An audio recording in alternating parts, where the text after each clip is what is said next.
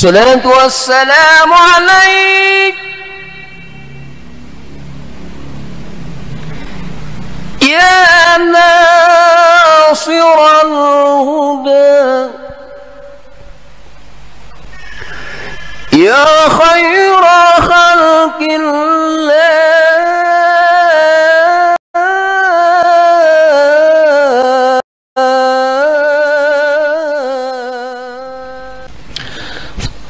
قال المؤلف رحمه الله تعالى ونفعنا به وبعلومه وأعاد علينا من بركته إن شاء الله تعالى آمين.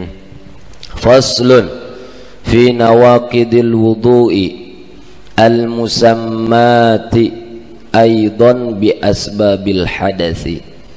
Fasal menjelaskan tentang perkara yang membatalkan wudu atau yang dinamai pula dengan sebab-sebab hadas. Ada yang disebut rukun wudu, ada yang disebut nawaqidul wudu.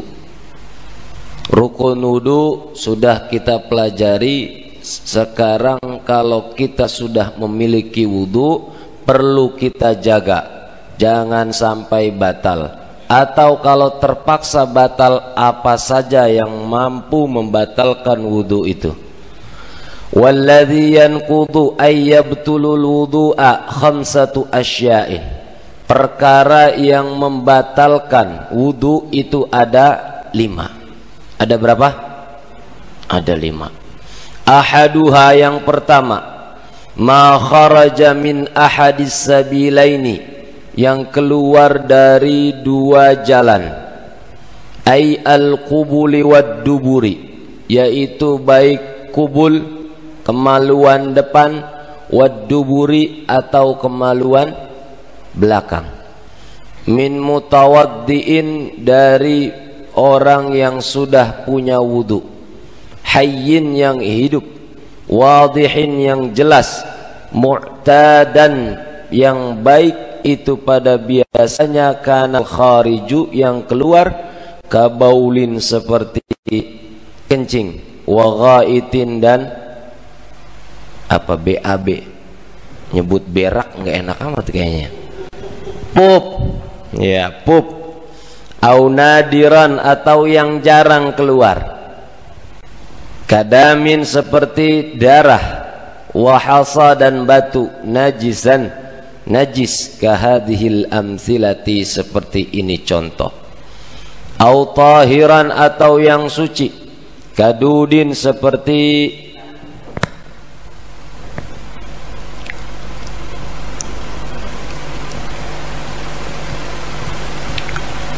apa? Terus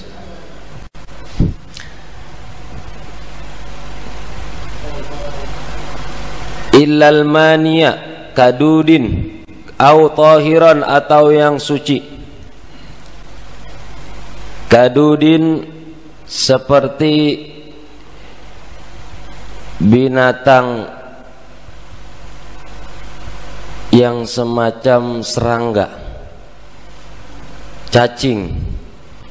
Illal mania, kecuali mani, al kharija, yang keluar, bihtilamin, sebab ihtilam, mimpi basah, min mutawaddiin, dari orang yang berwudu, mumkinin maq'aduhu minal ardi, yang jejak, yang tenang duduknya di atas tanah, fala yanqudu, maka tidak batal. Wal mushkilu innama yantaqidu wudu'uhu bil khariji min farjaihi jami'an. Dan khunsa muskil, wudu'nya batal kalau keluar sesuatu dari salah satu farjinya bersamaan. Jamaah sekalian yang dimuliakan Allah Subhanahu wa taala. Pertama, ada berapa tadi yang membatalkan wudu? Ada berapa? 5. 1, ma kharaja min ahadis sabilaini, yang keluar dari dua jalan. Kita ini semua punya kubul, punya dubur. Kubul ini kemaluan depan, dubur itu kemaluan belakang. Apa yang keluar dari kubul biasanya? Pertama, air kencing. Ini semua kita kencing nggak? Kencing. Ada yang warna putih kencingnya, ada yang warna kuning. Biasanya kalau kencing putih minum habis makan sayur katuk. Kalau kencingnya kuning habis makan kancing lepis, jengkol. Nah, ada yang keluar dari kubul juga atau dari kemaluan depan, mani. Ada juga yang keluar madhi. Ada juga yang keluar wadi. Biasanya 4 macam ini satu lubang yang sama, walaupun salurannya ternyata beda. Kalau dia keluarnya kencing, itu maka batal wudhu kita.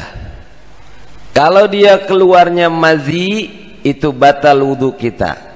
Kalau dia keluarnya wadi, itu batal wudhu kita. Yang tidak batal wudhu adalah keluar mani, karena tidak diwajibkan seseorang ketika keluar mani untuk wudhu, tetapi yang wajib baginya adalah mandi. Jadi kalau mani yang keluar itu yang wajib apa? Mandi. Atau dia keluar dari jalan yang kedua, yaitu dari dubur. Yang keluar biasanya dari dubur apa tadi?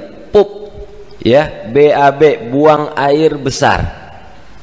Ini kalau pup keluar, ataupun tidak kotoran seperti pup yang keluar, misalnya, ya, habis makan atau ketelen nih, perempuan zaman sekarang banyak yang pakai behel, ya, ada nggak yang pakai behel? Nah, behel ini saya punya teman kemarin baru tes pakai behel. Begitu behelnya dia pakai nggak cocok, ketelen. Nah, dia berak 3 kali nggak keluar. Nah, nggak tahu nyangkut di usus mana itu. Nah, kalau dia keluar lagi, maka wajib wudhu kembali.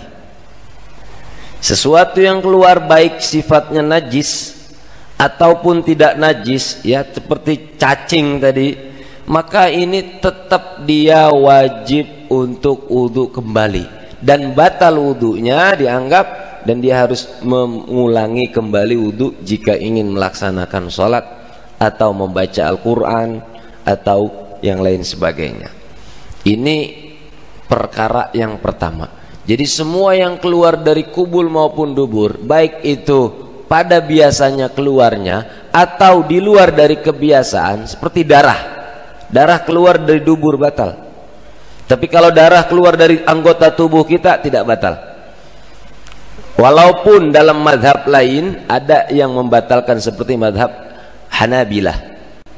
Kalau darah itu banyak yang keluar, darah itu banyak di tangan kita yang keluar umpama, atau di kaki kita yang keluar banyak darahnya keluar, ini bisa membatalkan. Tapi dalam mazhab Syafi'i tidak membatalkan, kecuali kalau dia keluar dari kubul maupun dubur.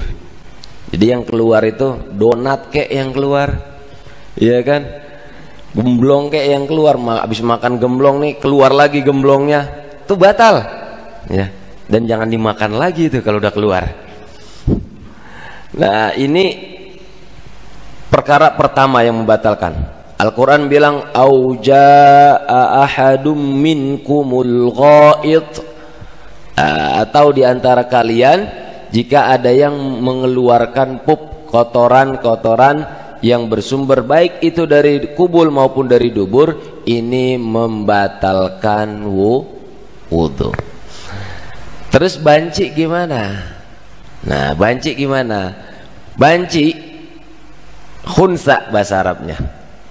Ada khunsa biasa, ada khunsa muskil.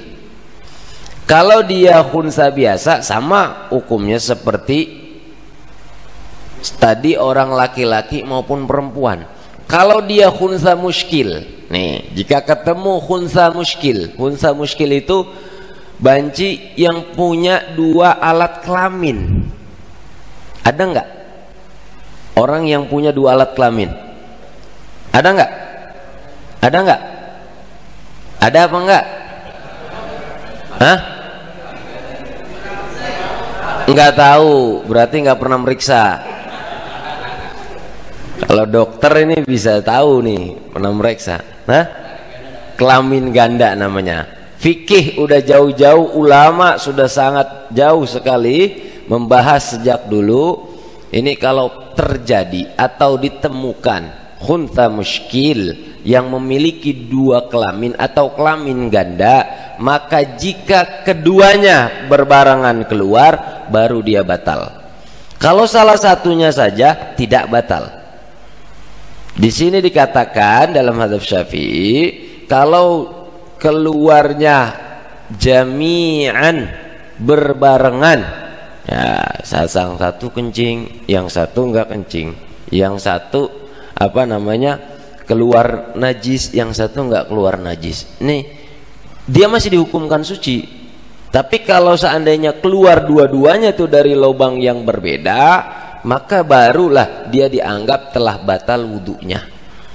Jadi kalau ada banci, tanya, lu punya 2 apa 1 kelaminnya? Gitu. Ini khusus dispensi untuk yang banci atau banci muskil yang memiliki kelamin ganda. Jelas? Jelas? Atau tadi yang dari dubur selain pup adalah apa? Fasa, durrat, kentut. Nah, kentut ini macam-macam.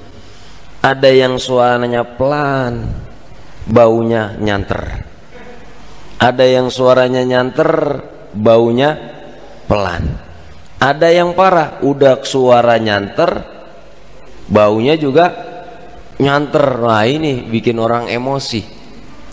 Tapi Pak, Bu, jamaah sekalian yang dimuliakan Allah, kalau ada orang kentut, kita nggak bahas kentutnya, lama-lama jadi wali kita. Lama-lama jadi wali.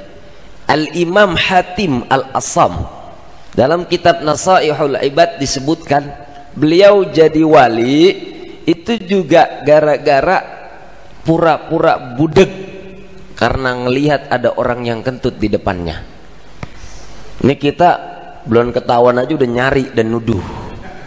Ini bedanya kita. Ada seorang wanita datang lagi bermajlis begini, wanita datang ke Hatim Al-Assam. Kiai, saya mau tanya masalah. Baru ngomong begitu kentut, kencang sekencang-kencangnya, bret. Tuh semua semajlis denger. Dan semua ada yang mau tawa, nahan tawa, ada yang kesel. Depan kiai lu kentut. Ada yang kesel. Tapi Hatim Al-Assam itu mencoba supaya yang lain ini melihat dia ini tidak malu. Akhirnya dia berkata, Hatim Al-Assam tuh, coba keraskan suara Anda, saya tidak mendengar dengan baik, coba keraskan suara Anda. Padahal itu habis kentut. Legah itu perempuan, ya Allah, kiai nggak dengar kentut gua ya. Jadi enak nih gua nih, terusin akhirnya. Ternyata kiai yang di depan gua nih rada-rada budek dikit ini. Itu kata perempuan. Padahal lagi ngamalin hadis Nabi sallallahu alaihi wasallam bersabda, "Man satara 'ala muslimin fid dunya, satarallahu yaumal qiyamah." Siapa yang menutup aib aib saudara muslim lainnya di dunia, Allah akan tutup kelak nanti di akhirat.